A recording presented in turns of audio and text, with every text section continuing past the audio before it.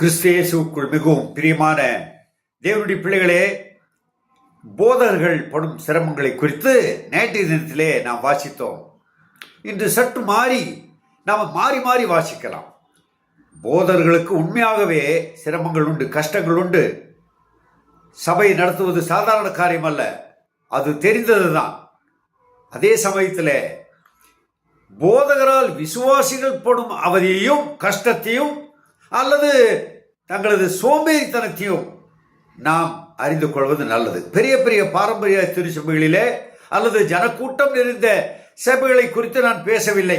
ஏனென்றால் அங்கு என்ன நடக்குது என்பது நமக்கு தெரியாது. போதகர் தன்னை போல பிரசங்கம் செய்கிறார், இங்கே பேசுபவர்கள் பேசுவார்கள், செல்போனிலே பார்ப்பவர்கள் பார்ப்பார்கள், தூங்குபவர்கள் தூங்குவார்கள், அது நமக்கு தெரியாது. ஆனால் ஒரு கையடக்கம் உள்ள சபைகளிலே சுமார் 40 அல்லது 50 அனைவரையும் நமக்கு தெரியும். சிறிய இடத்துல இப்படிப்பட்ட காரியங்கள் நடப்பதை சில சபைகளிலே நான் சென்றிருக்கிறேன். ஒரு சுவிசேஷ ஊழியன் பல சபைகளுக்கு சென்று சுவிசேஷத்தை அறிவித்திருக்கிறேன், அமர்ந்திருக்கிறேன் என்பதை அறிந்து என்னுடைய அனுபவத்தை நான் சொல்லுகிறேன்.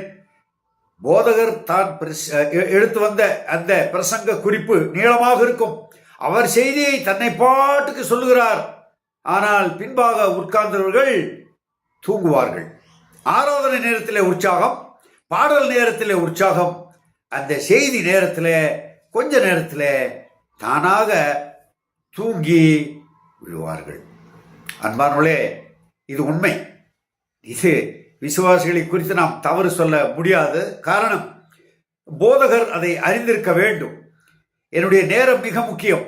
ஆண்டவர் எனக்கு தந்த நேரம், காலத்தை பிரயோஜனப்படுத்திக் கொள்ள ஆண்டவர் எனக்கு தந்திருக்கிற இந்த நேரத்தை, சத்திய வசனத்தை தெளிவாக அவர்கள் இறுதியிலே நிற்கத்தக்கதாக நான் பேச வேண்டும் என்ற அந்த எண்ணத்திலே பாரத்தோடு பேசி சத்திய வசனம் அவர்கள் உள்ளத்திலே நிலைத்திருக்க நாம் செய்ய வேண்டும். நான் அவர்களை குறித்து குறை சொல்ல விரும்பவில்லை. உள்ளதை உள்ளது என்று சொல்ல வேண்டிய ஒரு சூழ்நிலையிலே நான் இருக்கிறேன். சில சபைகளுக்கு சென்று பார்த்ததை மீண்டும் மீண்டுமாக சொல்கிறேன். இங்கே பிரசங்கின் புஸ்தகம் 5ஆம் அதிகாரத்தில் 2 வசனங்களை நான் வாசிக்கிறேன்.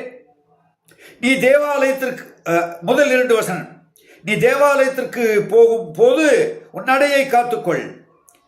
மூடர் பலியிடுவது போல பலியிடுவதை பார்க்கிலும் செவி கொடுக்க சேர்வதே நலம். தாங்கள் செய்கிறது தீமை என்று அறியாதிருக்கிறார்கள். தேவ சமூகத்திலே நீ துணிகரமாய் உன் வாயிலே பேசாமலும் மனப்பதறி உன் வார்த்தையையும் சொல்லாமலும் இரு. தேவன் வானத்தில் இருக்கிறார், நீ பூமியில் இருக்கிறாய். ஆதலால் உன் வார்த்தைகள் சுருக்கமாக இருப்பதாக. சற்று கடுமையான வார்த்தை. மூடர் பலியிடுவது போல இஷ்டத்துக்கு மக்கள் எப்படி இருக்கிறார்கள், அவர்கள் என்ன, தூங்கினால் என்ன, அவர்கள் செல்போன் பார்த்தால் என்ன, விளையாடினால் என்ன, சிரித்தால் என்ன, என்னுடைய பிரசங்கம் இப்பயாவது பிரசங்கம் செய்து தீர்த்து விட வேண்டும் என்ற அந்த எண்ணத்திலே நாம் இருப்போமானால் கடுமையான வார்த்தை இங்கே உபயோகப்படுத்தப்படுகிறது. செவி கொடுப்பதே நலம். தேவனுடைய பிள்ளைகள் இந்த சத்திய வசனத்தை கேட்கிறார்களா என்று சொல்லி அடிக்கடி நாம் அவர்களை உற்சாகப்படுத்தி ஊக்குவித்து நமக்கு கிடைத்த அந்த நேரத்தை பிரயோஜனப்படுத்துவோம். தேவ பிள்ளைகளே, அன்பான தேவ ஊழியர்களே, இதை குறித்து நீங்கள் கவலைப்பட வேண்டாம், என் மீது கோபப்பட வேண்டாம்.